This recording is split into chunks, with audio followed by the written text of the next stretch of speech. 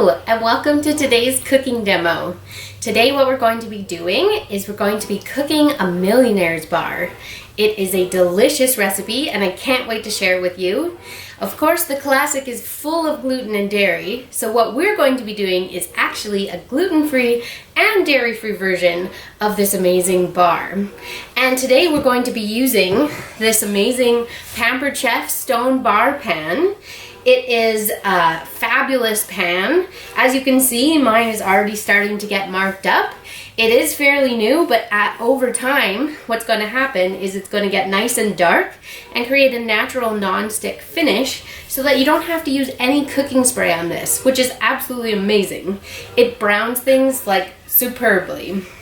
So as you can see on the back of this pan here, we've got some special design. And what this is meaning is it just distinguishes this pan from the earlier version, which wasn't safe for a few things. So now this pan is able to go in the dishwasher, it's able to be preheated, and it's able to go under the broiler.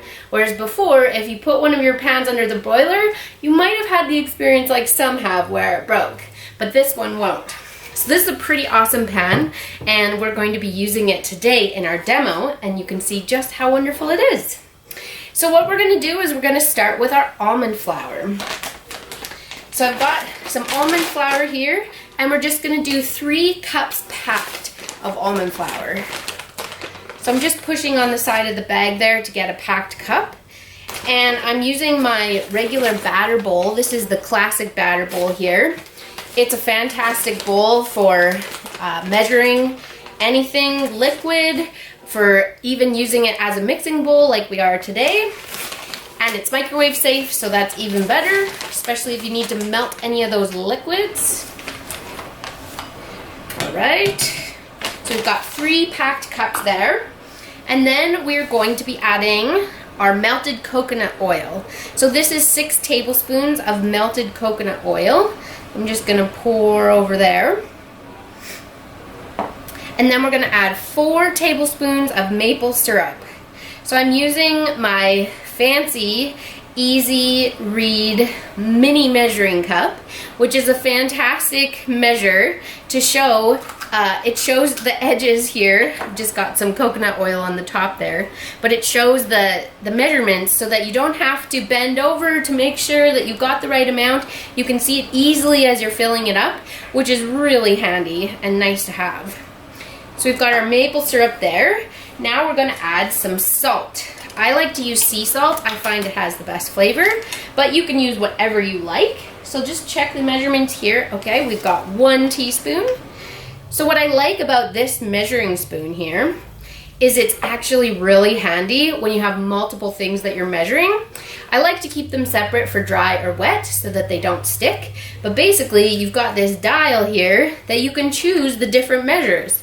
So this little one goes from 1 teaspoon all the way down to 1/8 of a teaspoon, which is super handy, especially if you're baking and measuring a lot of different things.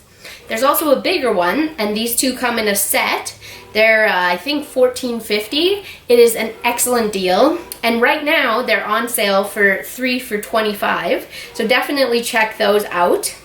But the other one is from 1 tablespoon down to 1 teaspoon. And it even has a measure that has 2 tablespoons or 1.5, or 2 teaspoons or 1.5 teaspoons, which is really handy, so you don't even have to measure twice.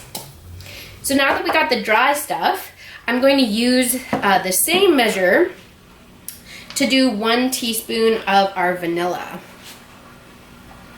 Now this vanilla is actually all the way from Mexico. My parents brought it back for me, but Pampered Chef has one very similar. So what I love about this one is it's extra strength. So every time you use it for 1 teaspoon, say, it would be like having 2 teaspoons. And I love vanilla, so I'm never going to short my recipe on that. And Pampered Chef has the same one, so you can check that out in their spices and food items. It's wonderful. So we're just going to mix this here together until it forms a nice crust. So I'm using one of Pampered Chef's Teak wooden spoons, which is a beautiful item. When I first actually got one, my husband had it and his mom gave it to him for Christmas. And that was before we were married. So when we combined households, I actually looked at it and I was like, this looks like a serving spoon. Like, this is way too nice to be used as like a wooden spoon. So I put them in the servingware drawer. And then when I became a Pampered Chef consultant, I realized that they're actually made for mixing things and using like a regular wooden spoon. And so I just started using them a couple weeks ago, and let me tell you, I am sold. They're beautiful and they work fantastic.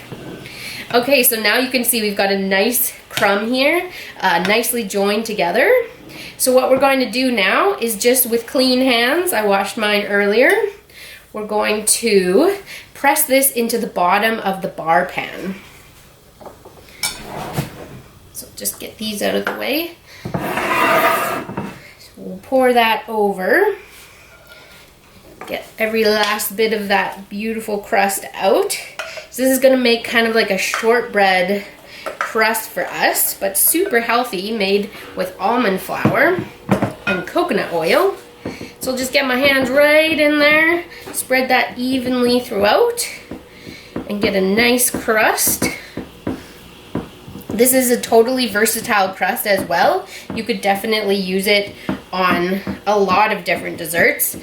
This is often how I make a crust for like a pie or like a cream pie, something that doesn't need a top, and it works really well.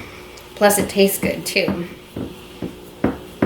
Maybe one day I'll show you guys my peanut butter pie, which I use a crust really similar to this, and it is delicious. Okay, so we've got that pressed nicely into the bottom there. And now I've already preheated my oven, so I'm gonna pop this guy in, and we're gonna give it 10 minutes in there to just get a nice browning and firm it up. And then we're gonna get started on our next layer. All right, so we're on our next step. We've got our crust come out of the oven, and we're just going to start with a small saucepan on the stove. We're gonna put it on to medium-low heat in a minute, but first we're gonna put in our coconut oil. So we didn't have to melt this one because it's gonna melt in the pan. And I'm using one of these silicone prep bowls made by Pampered Chef, which is another awesome item, which you'll see as we use the wet ingredients. So we've got that in the pan there. So we're just gonna put this on medium-low heat to start that to melt. And then we're going to add, first we'll do 2/3 of a cup of maple syrup. So it's got little measures on the side, which is really helpful. And then what I love about these is you can just squeeze them and pour with really good accuracy. And it's really handy when you're trying to pour into a small hole or use it instead of with a funnel, and just for nice control. So now I'm going to use some of this tahini, which is just sesame butter. And we're going to use 1 cup of this. Let's put her up to the cup line. And then again, nice and easy pour with this. I'm just gonna scrape out any of those last bits with the spoon. So I'm just reusing this spoon from earlier. I just washed it off so that it's nice and clean for this stage. And all we're gonna do is we're gonna melt this down until it is nice and combined. So just stir those ingredients to mix them a little bit. You can see them combining there. And then we're going to add 1 teaspoon of sea salt.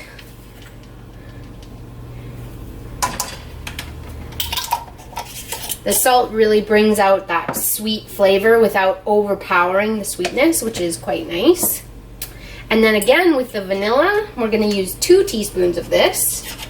So I'm going to use this again, but because I used it for a wet ingredient earlier, I grabbed a different one to use for the salt because I don't like to reuse it. It sticks to the spoon then if you've used a wet ingredient first. So yeah, now we're just going to melt this down. So by now you should have had your crust come out of the oven. If not, once it does come out, just give it a little bit of time to cool down. We don't want to over melt our next stage. It's not as critical as the next step of cooling because this is already going to be warm going on top of it. But after we put our caramel layer on, we're going to be cooling it enough so that it doesn't melt the chocolate, which is the last layer we've got.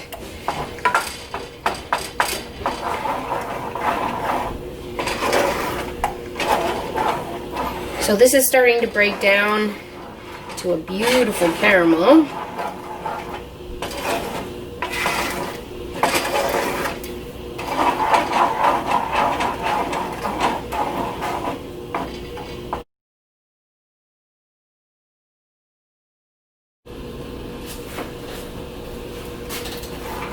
Alright, so now that we've got our nice, beautiful caramel layer ready, all melted and combined, we're just going to pour it over our slightly cooled crust.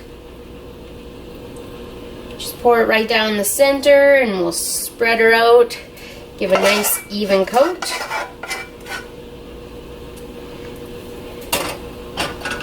Don't want to touch the crust, so we want to be careful here. We don't want to bring up any of that crumb from the bottom, but we do want to make sure we get an even coat of this. So this is good stuff.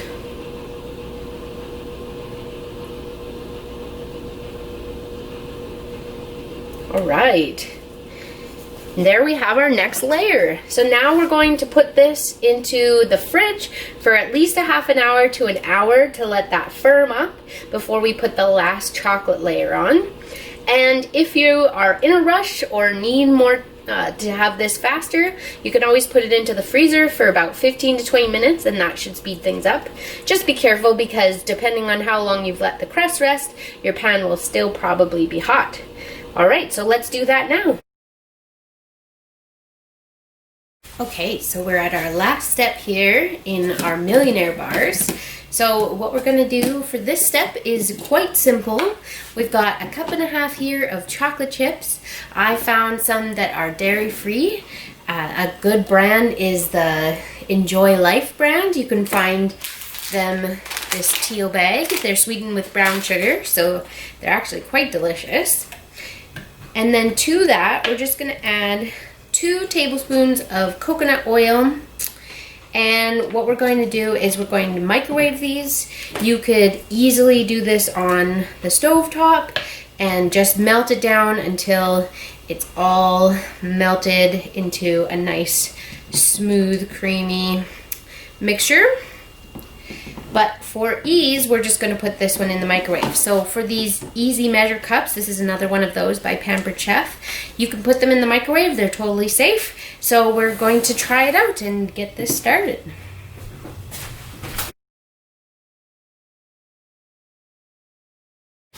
Okay, so as you can see, our chocolate is nice and melted, and this took me about 2 minutes in the microwave, which is super easy. I just did half an hour increment or 30-second increments, and then I stirred every time, and by the last one, we had this beautiful creamy chocolate. So now this has been cooling in the fridge for about an hour. So what we're going to do is we're just going to pour the chocolate over top, and I can see that some spots are quite firm and other spots are still quite wet. So we're going to be careful because our chocolate and our caramel may mix, but if you had the time, you could definitely keep this in the fridge for another while. You'll see it kind of becomes matte as it firms up, and then you know it's easy to go. But we're just going to do this anyways. It won't hurt if it combines a little bit. So we're just going to pour this over top here, try to get a nice even spread so we have less flour to spread it all around. Okay, then we'll just do a careful spread to get that around all to the edges. And again, just like when we were doing the crust, we don't want to pull too much caramel up, so you want to have a really delicate touch. You don't want any of that to show through. Not that it really matters when you're just doing this for taste, but if you're looking for a presentation, that is the key. So we do have a little bit mixing in here, but that's okay. It just hadn't firmed up quite enough.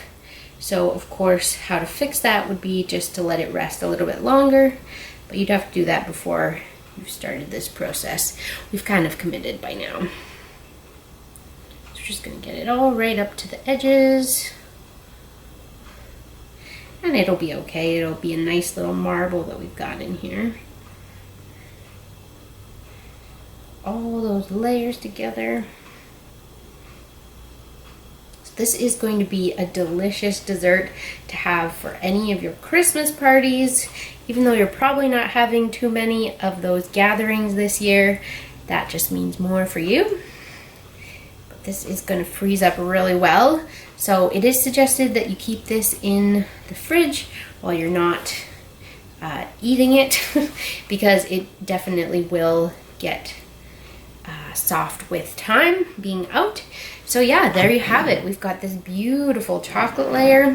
We can even kind of spread it around just by doing a little bit of this, getting it right over all the edges.